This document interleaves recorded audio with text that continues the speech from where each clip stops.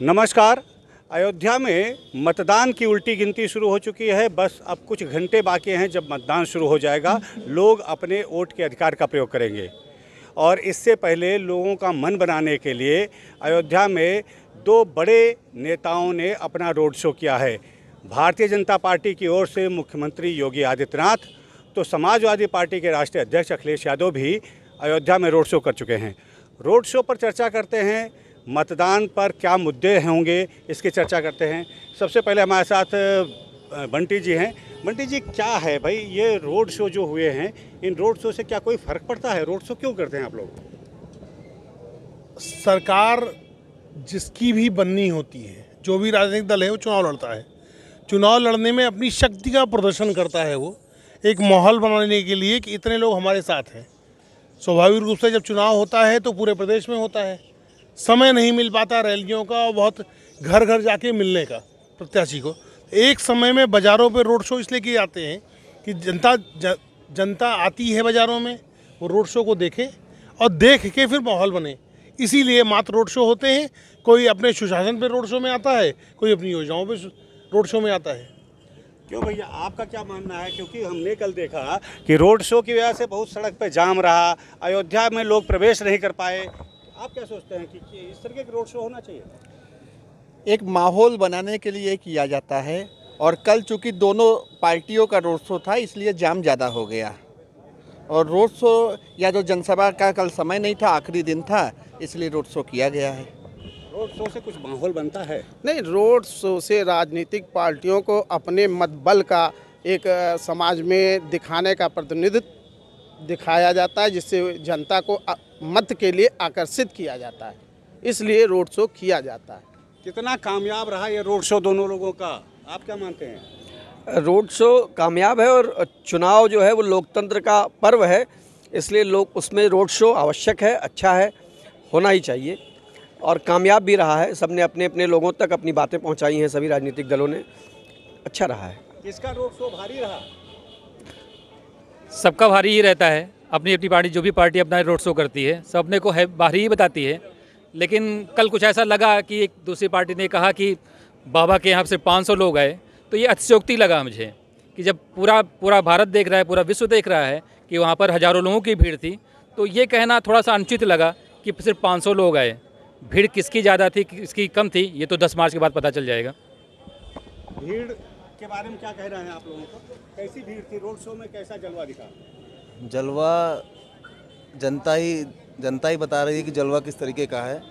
लोग सबकी रैलियां देख रहे हैं, लोग फ़ोटो डाल रहे हैं, सोशल मीडिया द्वारा लोग फेसबुक पे फ़ोटो डाल रहे हैं। लोगों को दिख भी रहा है कि 10 मार्च को क्या होने वाला है।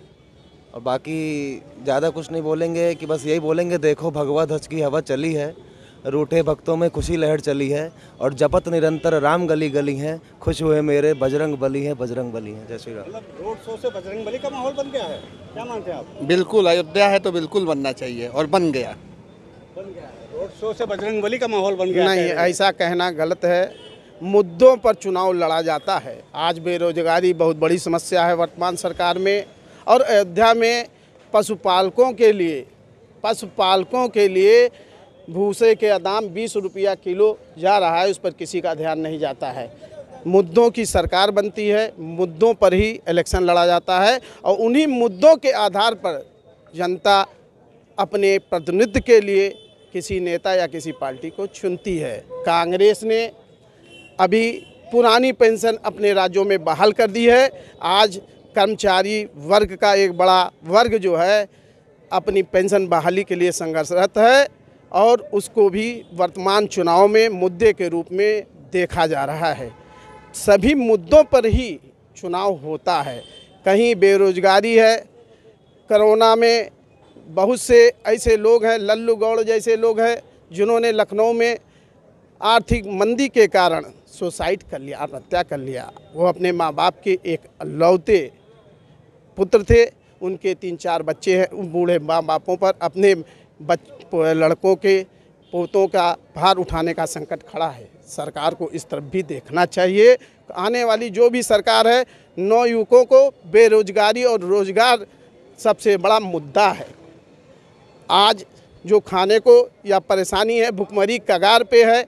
ऐसी भुखमरी की कगार पे बहुत से ऐसे बीच के लोग रहे चाहे कोरोना पीरियड में, जिन्होंने भुखमरी के नाता या अपने परिवार को पालन पोषण ना कर पाने के नाता सुसाइड कर लिया।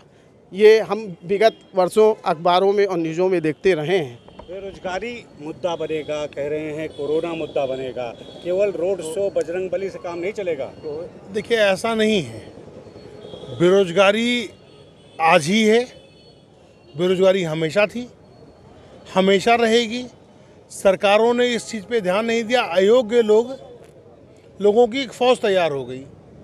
सरकारी नौकरी सबको दे पाना संभव नहीं है। जो नौकरी नहीं करेगा वो कुछ भी नहीं करेगा, इसको बेरोजगारी नहीं कह सकते हैं। व्यक्ति को स्वरोजगार खोजना पड़ेगा। स्वरोजगार खोजने में गवर्नमेंट सरकार बहुत मदद कर रही है, छोटे ऋण दे रही है, बहुत सी चीज़ें दे रही है। अब कोई बात मैं छोटी कहूँगा तो ये फिर कहेंगे कि अब ये पढ़े लिखे लोगों से ये कराएंगे, लेकिन रोजगार है, चाहे जो भी करे। तो क्या रोजगार मिल रहा है लोगों को? फिर बेरोजगारी के लिए इतना सारे लोग आंदोलन क्यों कर रहे हैं, लाठियाँ क्यों खा रहे हैं? मुझे ऐसा लगता है कि हर बेरोजगार के जेब में एक मल्टीमीडिया मोबाइल है, एंड्रॉयड वाला 15-20 हज़ार का, और वो रोड पे टहल के मोटरसाइकिल से पल्सर से आता है और प्रदर्शन करता जाता है। इतना पैसा है तो इसको रोजगार नहीं मानेंगे। अब ये बेरोजगार कोई बना हुआ है तो बना रही, जो काम करने वाला है उसके पास काम है। अयोध्या में जो चुनाव हो रहा है, अब मतदान होने जा रहा है, क्या क्या मुद्दे हैं आपकी नज़र में? कौन से मुद्दे हैं जो डिसाइड करेंगे लोगों का मत? कैसे, क्या, किस मुद्दे पर लोग अपना डिसीजन लेंगे? एक तो अयोध्या की बात करें तो अयोध्या का विकास, अयोध्या नगरी जिस वैश्विक पटल पे उभरी है पिछले 5 सालों में, जितनी साफ नीयत से पूज्य मुख्यमंत्री जी का यहाँ स्नेह रहा है, अयोध्या की सारी वोटिंग मुझे लगता है इसी पर होगी कि एक साफ नीयत के साथ एक संत की सरकार है जो अयोध्या का विकास कर रही है। कितना सहमत है आप लोग इस बात से? जो कोरोना की बात हुई, कोरोना के लिए सरकार ने जितना काम किया है, रही वैक्सीन की बात, कांग्रेस 25 साल में पोलियो की वैक्सीन नहीं बना पाई थी। 6 महीने में इस सरकार ने वैक्सीन बना के लोगों को, नहीं तो इस तीसरी लहर में हम आप रहते ना। जो तीसरी लहर आई है कोरोना की, ये वैक्सीन की देन थी।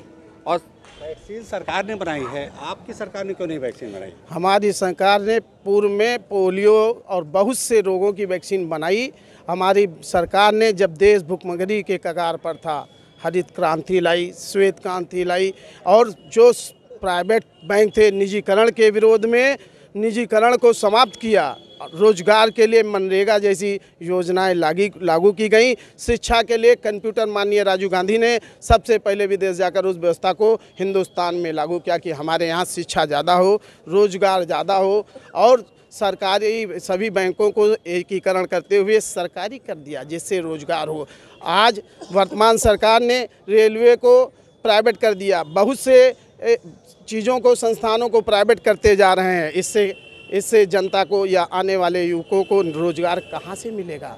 और जब समाज में रोजगार नहीं होगा तो एक बहुत बड़ी समस्या पूंजीवाद और गरीबी की जो रेखा है बहुत बड़ी खिंचती जाएगी, क्योंकि पूंजीवाद के विरोध में पंडित नेहरू जी ने भी बहुत बड़ा काम किया। हमारे देश में जब भुखमरी का, गरीबी कहाँ बढ़ रही है? यहाँ तो गरीबों को सब कुछ मिल रहा है मुफ्त में, आप कह रहे हैं गरीबी बढ़ेगी? नहीं, गरीबी इसलिए बढ़ रही है, गरीबी बढ़ रही है क्योंकि लल्लू गौड़ जैसे लोगों ने सुसाइड किया। बहुत से वकीलों ने, मैं जानता हूं कि आर्थिक तंगी के नाता सुसाइड कर लिया, जिस पर सरकार ने ध्यान नहीं दिया। बहुत से अधिवक्ता भुखमरी के कगार पर कोरोना के दौर में पहुंच गए। जैसे नोटबंदी की बात होती है, काला धन की बात होती है, वो काले धन का आज तक कहीं पता नहीं चलता है। नोटबंदी से कोई काला धन समाप्त नहीं होता। क्या गरीबी बढ़ रही है क्या? नहीं, ऐसा नहीं, गरीबी नहीं बढ़ रही है, गरीबी नहीं बढ़ रही है। अब विपक्षी पार्टियों को रोना है, उनके पास एक, वो रोज़गार नहीं कहना चाहते, वो सरकारी नौकरी और उसी तक सीमित कर लिया है रोज़गार को। मैं कौन सी सरकारी नौकरी करता हूँ? मैं अधिवक्ता हूँ, अपना कमाता हूँ, खाता हूँ। अब सरकारी नौकरी खोजने निकलता तो शायद ये काम भी ना होता। पूरे भारत में इतने सारे काम हैं सरकारी नौकरी के अलावा, सरकारी नौकरी तो बहुत थोड़े लोगों के पास है, तो क्या वो जी खा नहीं रहे हैं? आप कौन सी सरकारी नौकरी कर रहे हैं? अच्छा, अधिवक्ताओं का क्या हाल है? कुछ केस वेस बढ़ रहे हैं कि क्या है? कैसे कमाई? केस बढ़ाना तो बड़ा मुश्किल है कि क्या हम केस कैसे बढ़ाएंगे, लेकिन ये है कि जिसको न्याय की आवश्यकता है वो आता है और हम लोग करते हैं। नहीं, अदालत में भीड़ बढ़ रही है। हाँ, अदालत कोरोना की वजह से थोड़ा सा कम है, लेकिन अब धीरे धीरे सुधार आ रहा है। हाँ, मतलब आपने कहा ना कि न्याय जिसको चाहिए वो अदालत आता है, तो न्याय मांगने वालों की भीड़ अदालत में बढ़ रही है, यही आप? हाँ ज़रूर, हाँ पहले से ठीक हो रहा है। बढ़ रही का मतलब आप कह रहे हैं कि मुकदमे बढ़ रहे हैं। ये तो क्यों, तो न्याय नहीं मिल रहा है ना, न्याय नहीं मिल रहा तो लोग कचहरी जा रहे हैं। क्या कहते हैं आप लोग, न्याय मिल रहा है कचहरी जाने के लिए? देखिए, न्याय व्यवस्था जैसे पहले चल रही थी वैसे अभी चल रही है। न्याय पहले जैसे मिलता था वैसे अभी मिल रहा है। उसमें अब न्यायालय जाने का मतलब है क्राइम बढ़े तब आदमी न्यायालय जाएगा, तो उसके लिए क्राइम तो नहीं बढ़ाया जा सकता है ना। वकील साहब बताएंगे। वकील साहब बताइए, न्याय के लिए लोगों को अदालत जाना पड़ रहा है, इसका मतलब कि न्याय बाहर नहीं मिल रहा, सिस्टम में न्याय नहीं मिल रहा, तभी तो अदालत जा रहे हैं। हाँ, अगर सिस्टम से आदमी सेटिस्फाई नहीं होगा तो न्याय के लिए अदालत का रुख करेगा। इसका मतलब सही कह रहे हैं आप, केसेस बढ़ रहे हैं तो न्याय नहीं मिल रहा है। आप बताइए क्या हाल है सही मामले में, जो वे बता रहे हैं अदालत में कैसी भीड़ है? अब अदालत में लगातार देखिए, खाली न्याय सिस्टम में ना मिल पाना ही नहीं होता, पॉपुलेशन भी बढ़ रही है, उसकी वजह से भी क्राइम बढ़ रहे हैं, केसेस बढ़ रहे हैं, उसकी वजह से भी कम बढ़ता है। वकील अदालत से क्या वकील, तो इसका मतलब वकीलों की चौचक है, हैं? चौचक तो किसी की भी नहीं है, सब रो रहे हैं, लेकिन लोग छुपाए हुए हैं, बता नहीं रहे हैं। सब रो रहे हैं वकील साहब जी, सब रो रहे हैं, कोई बता नहीं रहे हैं। आप वो भी रो रहे हैं। वो आम आदमी पार्टी के समर्थक हैं, इसलिए वो ये कहेंगे ही। और सब कुछ पहले से अच्छा हो रहा है, जो स्थिति 10 साल पहले थी आर्थिक सामाजिक, उसमें सुधार है। मतलब वकील चांदी कूट रहे हैं ना? ऐसा कुछ नहीं है, वकील तो समाज सेवा है, करता है, समाज सेवी है, उससे बड़ा समाज सेवी कोई नहीं है भारत में। मतलब ये नहीं मानेंगे आप? नहीं, वो केवल पैसा नहीं कमाता, वो समाज की सेवा भी करता है और उससे जीविकोपार्जन भी करता है, ये मेरा कहना है। चलिए, आपका क्या कहना है भाई? जी भाई साहब बताइए, आपका क्या कहना है इस पर? किस बात पे सर? न्याय के व्यवस्था या बेरोजगारी, क्या मुद्दे हैं आपके? चुनाव के मुद्दे क्या हैं? कल कैसे? आज की डेट में बेरोजगारी नहीं है, बेरोजगारी नहीं है, उस हिसाब से। करते क्या हैं आप? मैं पढ़ाई कंप्लीट हो चुकी है, मैं अपना प्रॉपर्टी का काम करता हूँ। क्या काम करते हैं? जमीन का काम करते हैं। जमीन तो अयोध्या में बहुत बढ़िया बिकती है, 2 करोड़ की जमीन। ऐसा नहीं है सर, ऐसा नहीं है सर, ऐसे तो बहुत लोग हैं। कितना कमाया आपने जमीन से? हमने जितना कमाया अपना खर्चा निकाल लेते हैं। खर्चा निकाल लेते हैं जी। फिर तो जमीन का धंधा अच्छा नहीं है, हैं? आपका क्या कहना है साहब जी? क्या मुद्दे हैं? हमारे मुद्दे आज देश में क्राइम बहुत कम है पर अपने प्रदेश में, इसलिए जो है भारतीय जनता पार्टी को हम लोग पूर्ण रूप से सहयोग कर रहे हैं।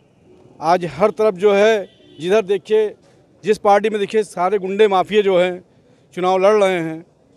एक भारतीय जनता पार्टी ही ऐसी है कि जो सबको लेकर के साथ सबका विकास चाहती है और सबको साथ लेकर चल रही, कभी ना हिंदू मुस्लिम की बात नहीं करती है, ना कभी सिख ईसाई की बात करती है। सभी पार्टियां, कोई मुसलमान का बात करता है, कोई दलित की बात करती है, कोई ठाकुर का बात करता है, लेकिन भारतीय जनता पार्टी जो है वो सभी को साथ लेकर के सबका विकास करती है। गुंडों की बात हो रही है जी, गुंडों पर नियंत्रण है इस सरकार में, तो क्या आपको लगता है कि अगली कोई सरकार होगी या सरकार बदलती नहीं है? गुंडों, हम मेरी नज़र में तो गुंडों पर बिल्कुल नियंत्रण नहीं है। सिर्फ 3-4 माफिया को छोड़ के सारे माफिया वैसे ही घूम रहे हैं, इलेक्शन लड़ रहे हैं, किसी को नहीं टारगेट किया जाता है। तो 3-4 तो कंट्रोल में है ना? 3-4 है, बाकी के हज़ारों टहल रहे हैं, उनको भी तो कंट्रोल में करना चाहिए ना, सब पे कार्रवाई होनी चाहिए ना। सवाल ये है कि और लोगों को भी कंट्रोल क्यों नहीं किया जा रहा? नहीं, सभी लोग कंट्रोल में हैं, कोई ऐसा नहीं है, कानून के दायरे में सभी लोग हैं और सभी के ऊपर मुकदमे जो हो रहे हैं वो किया जा रहा है। कैसे कानून व्यवस्था है, आप क्या मान रहे हैं? कंट्रोल? देखिए, हम उस पर बात नहीं करेंगे, हम इस पर बात करेंगे जैसे भी भाई साहब ने कहा कि कोरोना की मेडिसिन भाजपा के सरकार में आई, तो भाजपा ने या सपा ने या किसी ने कोरोना की मेडिसिन नहीं बनाई, वो मेडिसिन हिंदुस्तान के जो साइंटिस्ट थे, डॉक्टर्स थे, उन्होंने बनाई। क्या बात है, बहुत बढ़िया, पहली बार किसी ने साइंटिस्ट का नाम लिया है ना, नहीं तो सरकारें कहती हमने किया सब कुछ। ऐसे लगता है कोई भी सरकार होती उसका श्रेय उसको जाता, वो सपा होती, कांग्रेस होती, भाजपा होती, जो भी होती। दूसरी चीज़ एक ये है कि जो जैसे धर्म की राजनीति या इंसानियत को ख़त्म करने की राजनीति नहीं होनी चाहिए, और हमको लगता है थोड़ा सा भाजपा इस पर पहल करती है। कहीं ना कहीं हमारे आपस में जो एक रिश्ते होते हैं वो कमज़ोर होते हैं।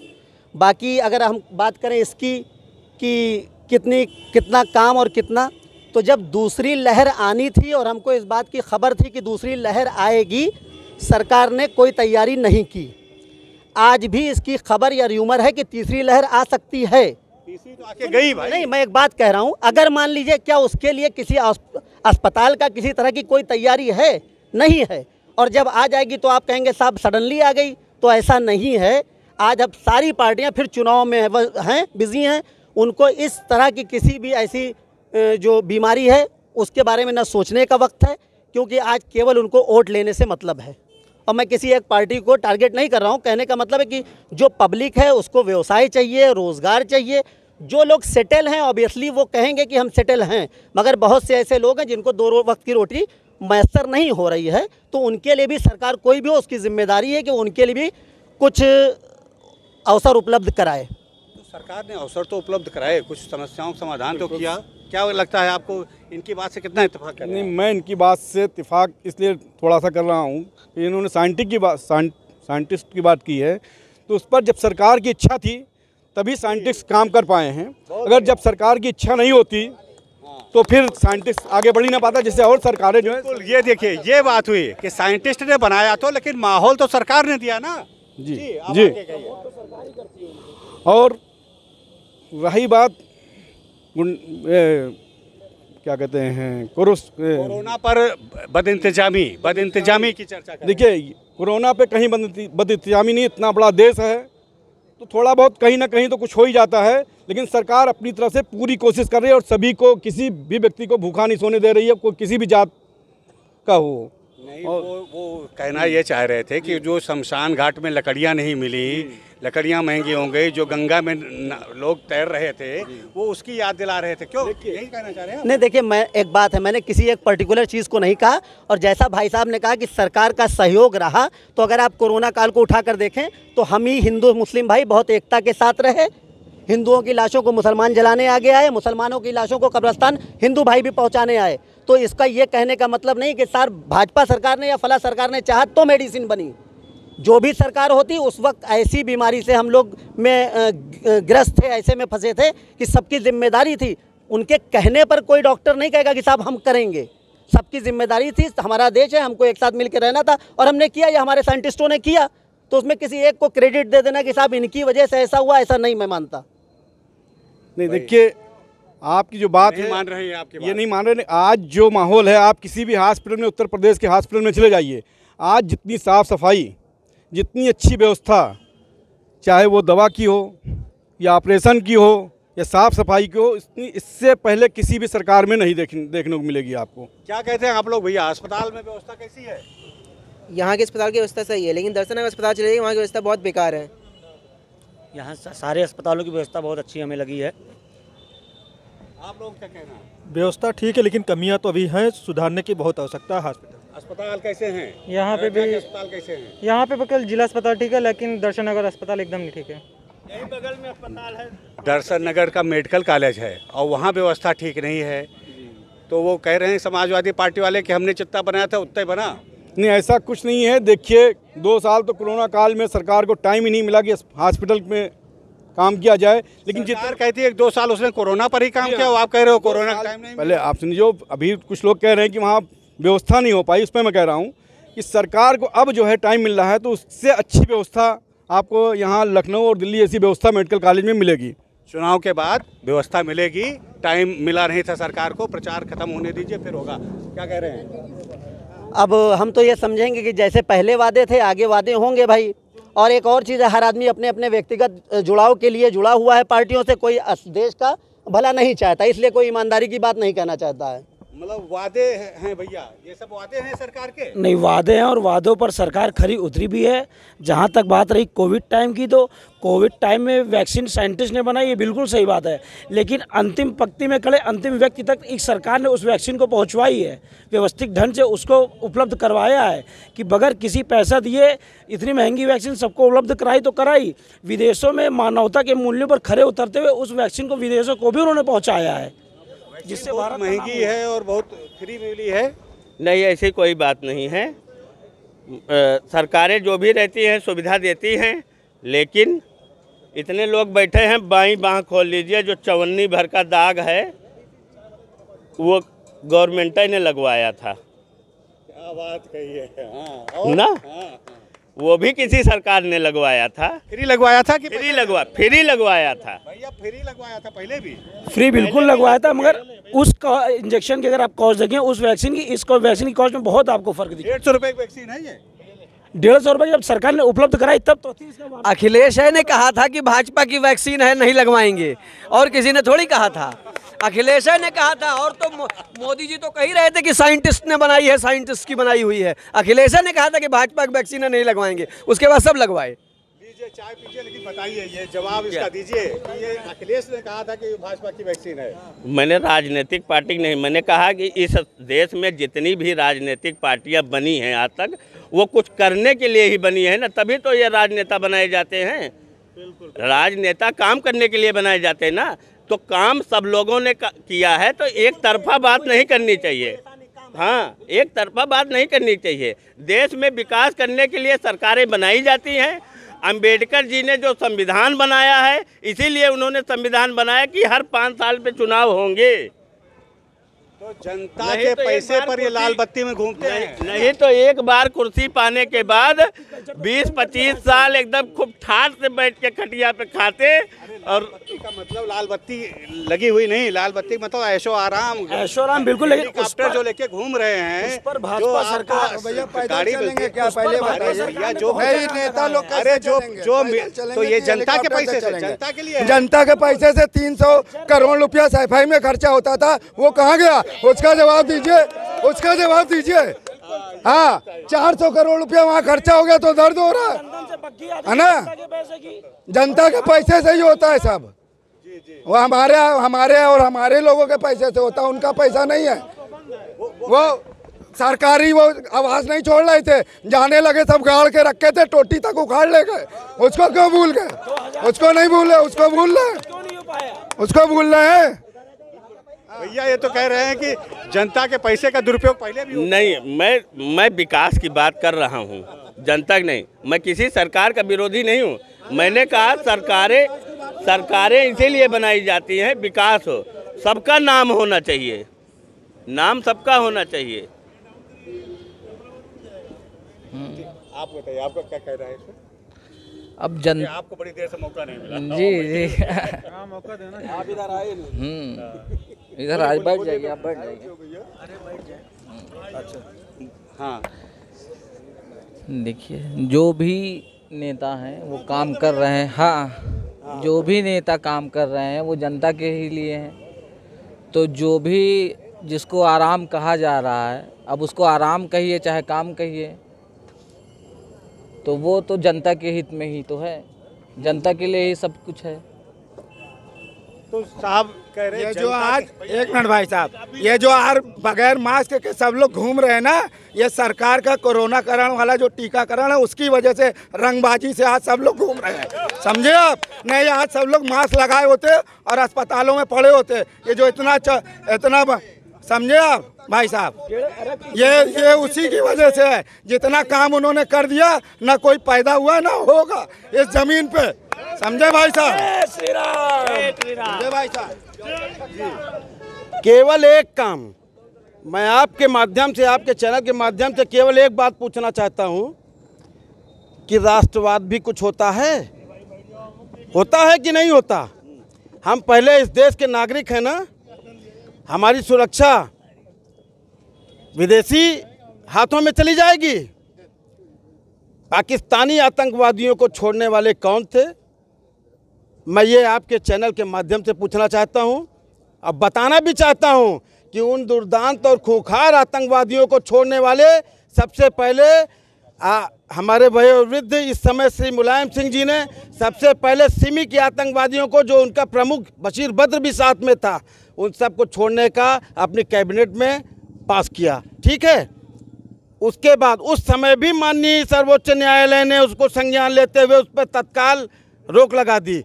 उसके बाद श्री अखिलेश यादव जी ने भी हुजी के आतंकवादियों को, जिन्होंने अयोध्या में, फैजाबाद, बनारस, तमाम जगह, लखनऊ कोर्टों में विस्फोट किया, कई रेलों में विस्फोट किया, दर्जनों हत्याओं के जिम्मेदार। आपका जवाब देने के लिए यहाँ कोई है नहीं, मैं तो, लेकिन जब आपने बात शुरू की तो मुझे लगा कि आप शायद कंधार वाली बात कर रहे हैं। नहीं, कहाँ कंधार, क्या क्या कंधार? तो कंधार ही आ रहा था। मैं आपको बता रहा हूँ, कंधार की भी बात बता रहा हूँ। आप ये बताएंगे कि वहाँ पर उनको छोड़ने यहाँ से गए थे अटल जी की सरकार में।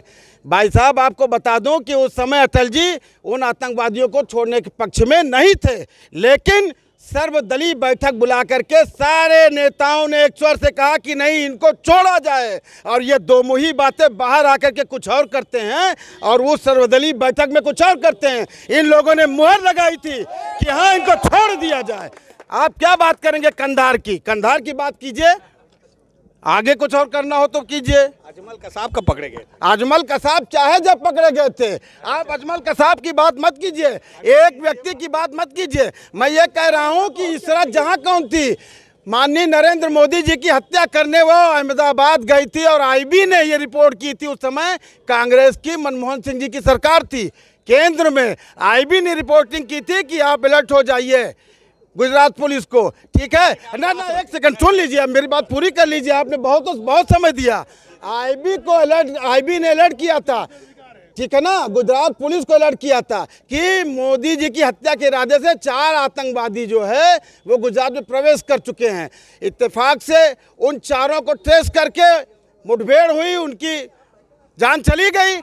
आप जो है कहानी मत सुनाइए, आप मुद्दे की बात लाइन बता रहा हूँ। उस आतंकवादी को जो 4 मरे, मैं बता तो रहा हूँ, कहानी नहीं, मुद्दे की असली बात बता रहा हूँ। जानते हैं, कांग्रेस और समाजवादी पार्टी ने इशरत जहां के घर दूसरे दिन 1-1 लाख रुपए की इमदाद पहुंचाई थी। बताइए ये कैसे तय उन्होंने कर लिया कि ये आतंकवादी नहीं है? बाद में साबित भी हो गया कि वो आतंकवादी थी। इसी तरह बटला हाउस कांड में शहीद राष्ट्रवाद भी कुछ होता कि नहीं होता? सबका समय किल मत कीजिए ना, आप सबका समय संप्रभुता से समझौता नहीं। हम कहते हैं समाजवादी पार्टी लड़े, सपा बसपा कांग्रेस जो आए सरकार अपना चलाए, जिस तरीके से जनता तय करती है कि अगला हम किसको दें, ठीक है। लेकिन देश की अखंडता और संप्रभुता से कोई समझौता नहीं होना चाहिए। रही बात बेरोजगारी, अभी मेरे भाई लोग कह रहे थे 7 सालों से 7 साढ़े 7 सालों से माननीय नरेंद्र मोदी जी की सरकार है केंद्र में, और इधर 4.5 सालों से 5 सालों से मान लीजिए इनकी योगी जी की सरकार है। तो इतने दिनों में बच्चे जो उस समय पैदा हुए रहे होंगे तो वो 7 साल से ज़्यादा के नहीं, इस कार्यकाल के बच्चे हैं ना। ये तो पहले के बच्चे हैं जो बेरोजगार बैठे हुए हैं, जिन्होंने 65 साल सरकार चलाई थी। कहाँ से ये आज नौजवान हो गए जिनको हमने नौकरी नहीं दी? बात तो आप समझिए ना, ये बेरोजगार कहाँ से हो गए जिनको हमने नौकरी नहीं दी? मेरी सरकार आई, आप मोहलत तो दीजिए भाई साहब। ये कहने का मेरा मतलब कि ये सरकार भाजपा की, मेरी का मतलब कि मैं जनता हूँ। तो इसका मतलब कि जो लोग 65 साल में पैदा हुए हैं उनको नौकरी देने नहीं तो मैं कह रहा हूं, जब आप मोहलत देंगे तब अरे उनको नौकरी देने की जिम्मेदारी, इसका मतलब अभी कांग्रेस को दे दी जाए। बुजुर्ग हो चुके हैं, वो तो बुजुर्ग हो चुके हैं। मतलब एक सरकार दी जाए। नहीं 65 साल, जो 20 साल में पैदा हुआ है, सन 2000 में जो पैदा हुआ है, उस समय चूंकि भाजपा की सरकार नहीं थी, मोदी जी प्रधानमंत्री नहीं थे उस समय, मान लीजिए अगर मनमोहन सिंह थे तो मनमोहन सिंह को एक सरकार दे दी जाए कि भाई नहीं रहा हूं, मैं ये कह रहा हूं कि क्यों मोदी जी को जिम्मेदार ठहराया जा रहा है। मेरा मतलब ये है, तो भारत का प्रधानमंत्री है वो, भाई उस बेरोजगारी से मोदी जी को क्यों ठहरा रहे हैं? आप देखना, आपका अपना सब बोलिए, आपके मुद्दे क्या हैं? मुद्दे क्या है जो आपका डिसीजन करेगा? वोट आप किस पर करेंगे? हम तो प्रभु श्री राम के नाम पे करेंगे वोट, और उन्हीं को वोट देंगे भी। एक ही मुद्दा, बस एक ही मुद्दा, रामनगरी। ये मुद्दा छोटा है, एक ही मुद्दा एक ही नाम। कश्मीर वाला मुद्दा छोटा था, उससे बड़ा मुद्दा है अभी, और इससे बड़ा मुद्दा आएगा, है ना। मुद्दे पे मत जाइए, वोट दीजिए, राष्ट्र के लिए वोट दीजिए, देश के लिए वोट। राष्ट्र के नाम पर वोट है आपका? वोट राष्ट्र के नाम पर हमारा भी वोट है, हमारा भी राष्ट्र के नाम वोट है। तो सब लोगों का जहाँ राष्ट्र के नाम पर वोट है, क्या मुद्दे और रहेंगे आप? देखिए, एक मेरा और मुद्दे की बात मैं नहीं करूंगा। मैंने फिर वही कहा कि बेरोजगारी, ये सारी मुद्दे हैं, वो कोई भी सरकार हो। एक और चीज़ रहता है, परिवारवाद का इल्ज़ाम हमेशा लगता है।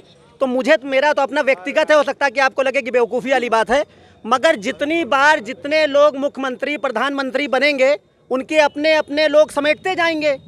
इससे तो देश का अहित हो रहा है ना साहब। आप बन जाए तो आपके भाई भौजाई भतीजे चाचा बाबा वो अरबों कमाएंगे, फिर दूसरा। तो मुझे लगता है इस जगह पर परिवारवाद तो ठीक है, कम से कम एक परिवार कितना 2 लाख 10 लाख 10 करोड़ 20 करोड़ कमा के रखे, जनता की सोचेगा। ऐसा सोच रहा है क्या?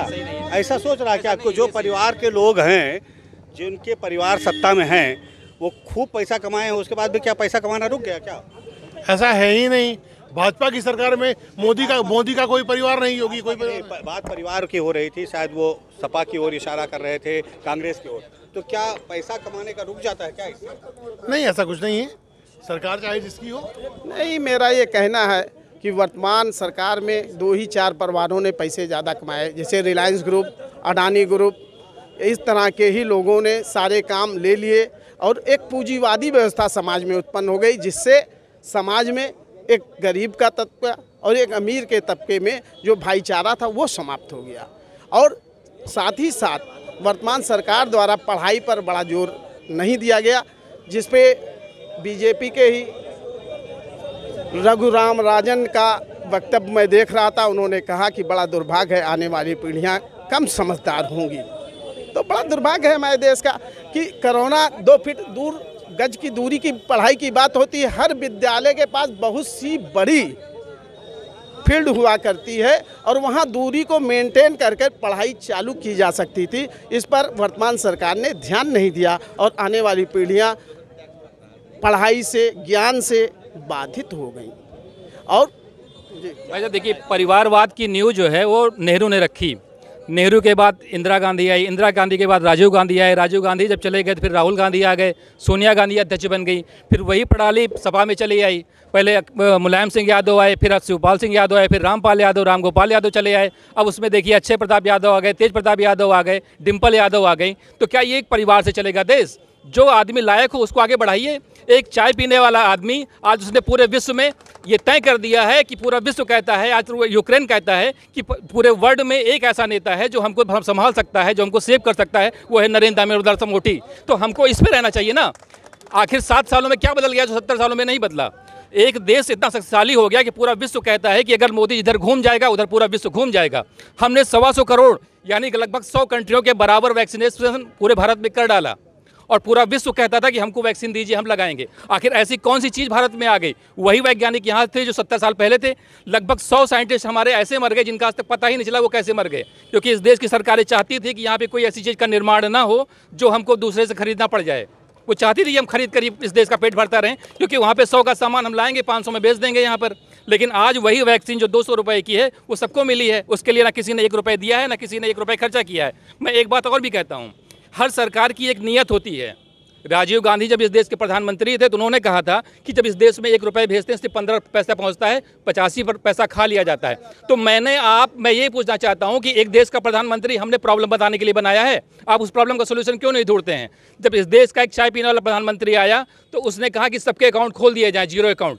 और अब सारे पैसे जब सब्सिडी का 2000 रुपये वहाँ से चलता है तो 2000 का 2000 रुपये अकाउंट में पैसे में जाता है गरीबों के खाते में। ना कोई प्रधान खाता है, ना कोई सेक्रेटरी खाता है, ना कोई SDM खाता है, ना कोई ADM खाता है। तो ये नीयत है सरकार की। और सारी सरकारों की नीयत ये थी कि बेईमानी करो, भ्रष्टाचार करो, 100 करोड़ के महल बनाओ, उसके बाद 500 करोड़ का सफाई महोत्सव कराओ।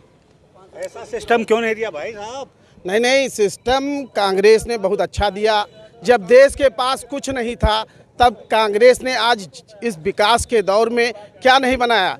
यूनिवर्सिटियाँ बनवाई, बाईपास बनवाया। फैजाबाद अयोध्या का पहला बाईपास कांग्रेस की देन।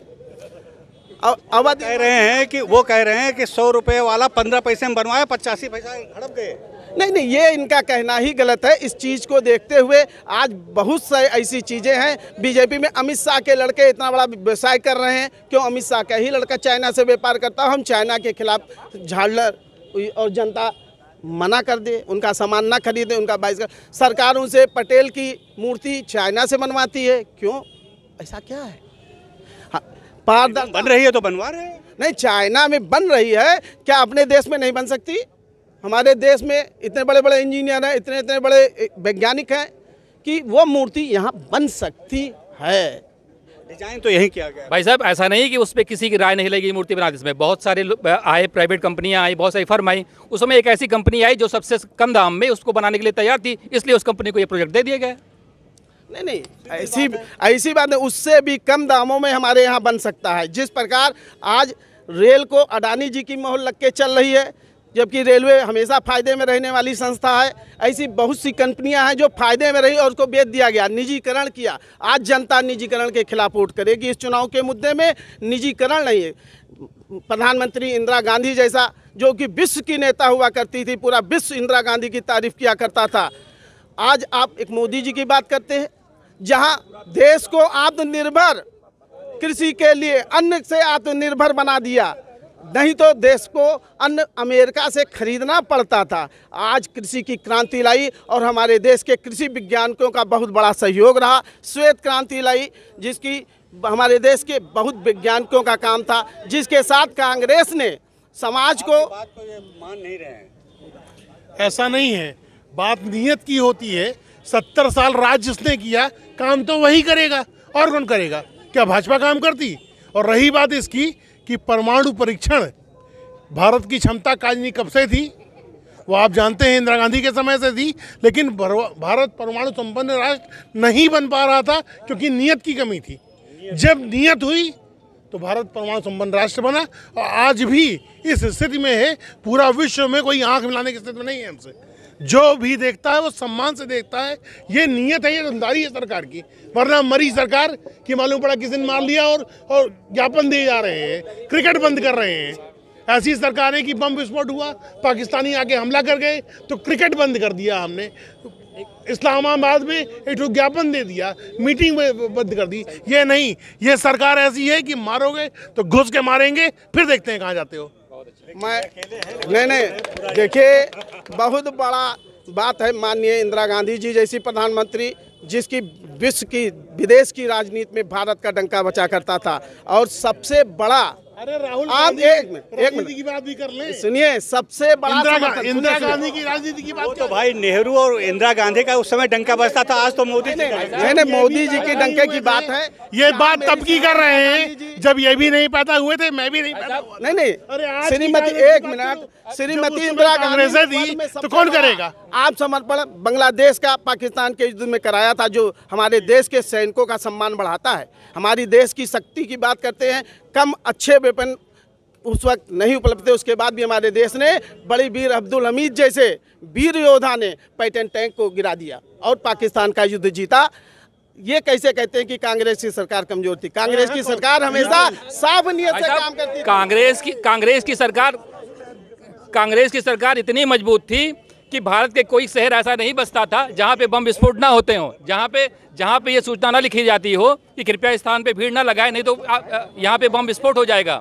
और मोदी गवर्नमेंट के बाद आप कोई भारत का एक स्थान बता दीजिए कश्मीर के बाद जहां पर एक सिंगल बम विस्फोट हुआ हो। आज तक कोई बम विस्फोट नहीं हुआ। कांग्रेस की सारी आईबी इंटेलिजेंस सब फेल था, क्योंकि वो लोग उसमें इन्वॉल्व थे। वही लोग आतंकियों को आश्रय देते थे, फिर वही लोग विस्फोट करते थे, फिर वो पाकिस्तान से लड़ते थे। एक 2 करोड़ का देश भारत के प्रधानमंत्री को ये कहता था कि इस देश का प्रधानमंत्री तो देहाती औरतों की तरह बात करता है, और वही देश को आज प्रधानमंत्री ने भिखारी बना दिया है। वो सबके सामने कटोरा लेके घूम रहा है। जवाहरलाल नेहरू और इंदिरा गांधी का भी डंका बजता था। इतना डंका बजता था कि जिसका दुष्परिणाम आज तक देश की जनता भोग रही है, भाई साहब, है ना। और अक्साई चीन, पीओके, इसका सीधा सा उदाहरण है। 80,000 वर्ग किलोमीटर जमीन इन्होंने गिफ्ट में दान कर दी।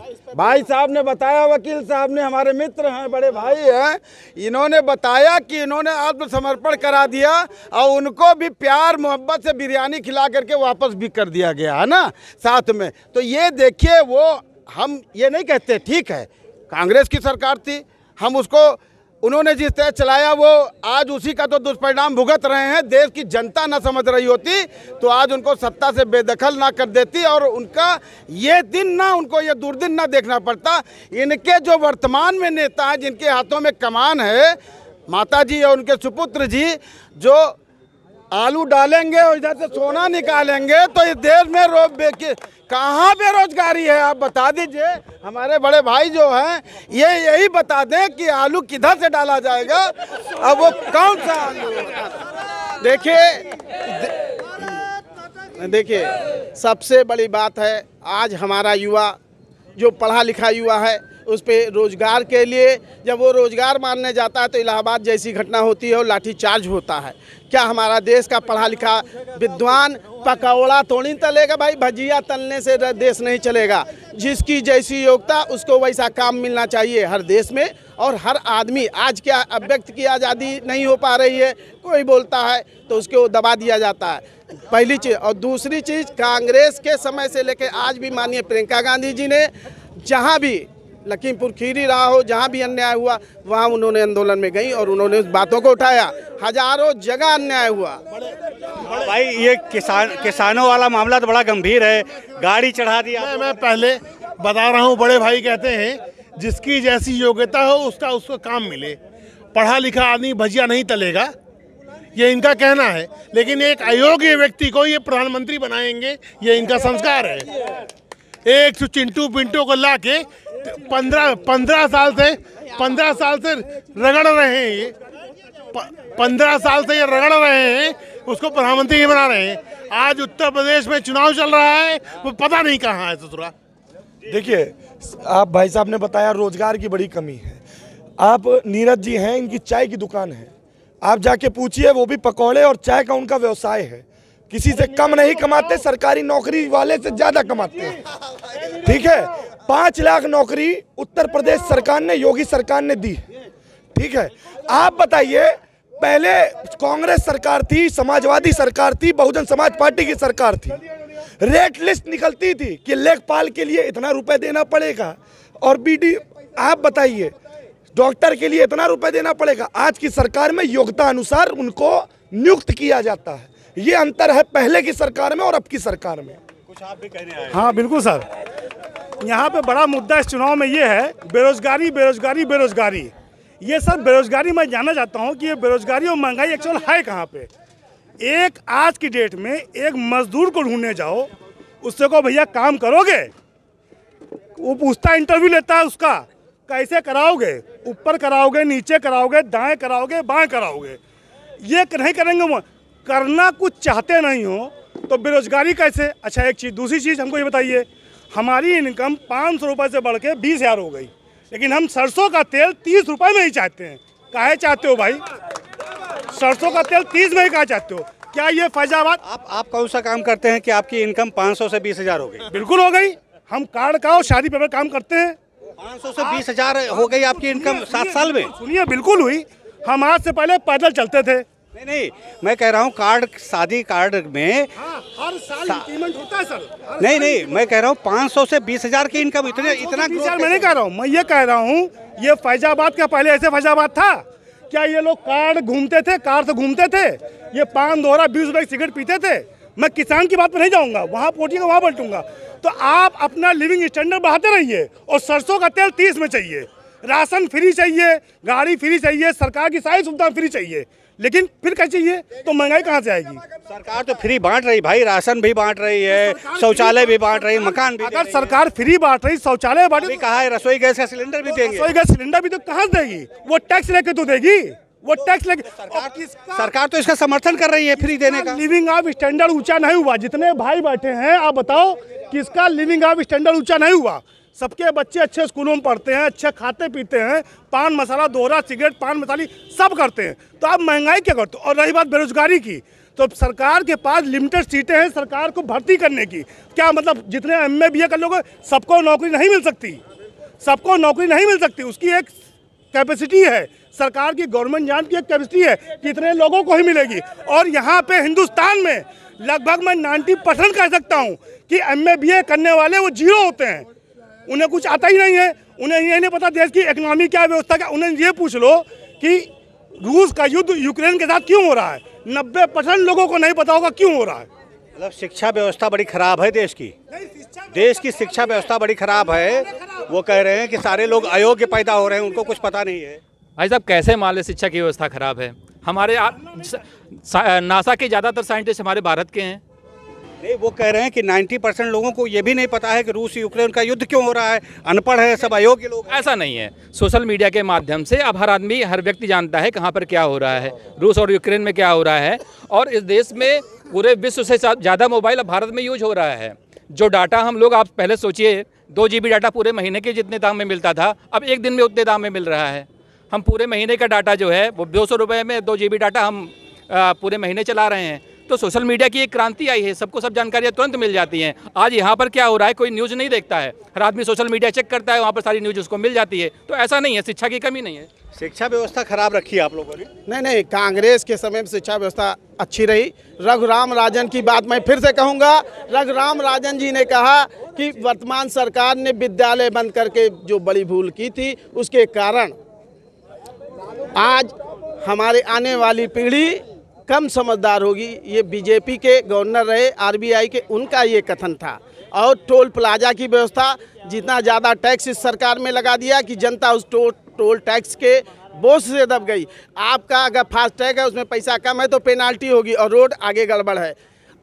हम गाड़ी खरीदते हैं, आप वहाँ हमसे रोड टैक्स ले लेते हैं। संविधान में ये अधिकार हमको प्राप्त है कि एक चीज़ का 4 टैक्स नहीं लिया जा सकता, 4 बार या 2 बार या 3 बार दोबारा। और फिर आप टोल प्लाजा में पेनाल्टी भी लेते हैं और रोड भी उतनी अच्छी नहीं, रोड भी नहीं अच्छी। और साथ ही साथ आप लखनऊ जाइए, देखिए आगे गड़बड़ है कि नहीं गड़बड़। आप कह रहे हैं कांग्रेस शिक्षा व्यवस्था बहुत अच्छी है, इनके युवराज कितना पढ़े लिखे हैं। सुनो, इनके युवराज कितने पढ़े हैं कांग्रेस शासन में आपको मालूम है? इनके सारे मंत्रियों के, सारे नेताओं के बच्चे विदेश में पढ़े हैं और इनके युवराज तो बहुत ही ज़्यादा पढ़ के आए हैं। वो इतने बड़े साइंटिस्ट हैं कि आलू से सोना बनाने की मशीन निकालते हैं। क्या आपको क्या लगता है, आप तो थोड़ा इस एज से है, आपने कांग्रेस को भी देखा है और वर्तमान सरकार को भी, कैसा लगता है दोनों में? हमें तो भाई बीजेपी बहुत अच्छी लगती है, इसी में गुंडा राज नहीं है। दूसरी बात, सब बहन बेटियां जो है सब सुरक्षित हैं। और दूसरी बात, गरीबों को इन्होंने बहुत ही राशन बांटा, यहाँ तक कि पूरी सब्जी बनवा के बाईपास पे भिजवाया कि सब लोग खाएं। और ट्रक लद के जाता था, सब लोग खाते थे, गरीब लोग जो उधर से भूखे गुजरते थे। मोदी जी का बहुत ही हम लोग आसानमंद हैं और उनकी वजह से हमारे देश की आधी जनता की जान बच गई, नहीं तो ये हिंदुस्तान आधा रह जाता, आधा ख़त्म हो जाता। उन्होंने इतना ध्यान रखा अपने हिंदुस्तान का। हाँ, मुझे ऐसा लगता है कि बहस आखिरी दौर में है। शुरुआत जिससे हुई थी रोड शो, मैं एक बता दूं, भाई साहब एक मिनट सुनिए, मैं एक बात कह रहा हूँ। बात शुरू हुई थी रोड शो से। रोड शो में ही एक चरित्र दिखाई पड़ा हर पार्टी का। 2 दिन रोड शो रहा भाजपा का। एक बार योगी आदित्यनाथ निकले, एक बार अपर्णा यादव, रविकिशन जी निकले, कहीं कोई दुर्घटना नहीं हुई। एक बार अखिलेश यादव निकले, एक शिक्षिका को पीट पाट के अस्पताल में भर्ती कर दिया। ये चरित्र है, ये चरित्र है विपक्षी पार्टियों का। ये उद्दंडता कि एक महिला जो पढ़ा के वापस आ रही थी अपने स्कूल से, उसको इस तरह पीट दिया कि उसका हाथ और टूट गया, वो जाके एडमिट हो गई। ये चरित्र है इनका। रोड शो इसीलिए आवश्यक है, कम से कम 4 चरित्र चेहरा दिखाई पड़े। जब योगी का रोड शो हुआ तो उस समय पूरा शहर भगवामय हो गया था और पूरा शहर भारत माता की जय, वंदे मातरम और जय श्री राम से गुंजयमान हो गया था। लेकिन जिस दिन इनका रोड शो हुआ उस दिन सैफई में नाच देखने वाले के जय अखिलेश हो रहा था। ये कहाँ की मानवता है भाई? आप किसी की जय करने से पहले उसका चरित्र देखेंगे या नहीं देखेंगे, उसकी पात्रता देखेंगे या नहीं देखेंगे? ठीक है, बहुत अच्छी चर्चा रही। मुझे लगता है कि हम लोगों ने कई सारे मुद्दों को टच किया है और अब सब लोग निश्चित कर चुके हैं कि उनका मत कहाँ रहेगा, किस तरीके से लोग अपनी वोटिंग करेंगे। इस चर्चा में आप सब लोग शामिल हुए, बहुत सारे लोगों से बात हुई। मुझे लगता है शायद कुछ लोगों से बात नहीं हो पाई होगी, तो फिर अगले चर्चा करेंगे। ये इस तरह की चर्चाएँ चलती रहेगी। धन्यवाद। अयोध्या संवाद के लिए अखिलेश तिवारी।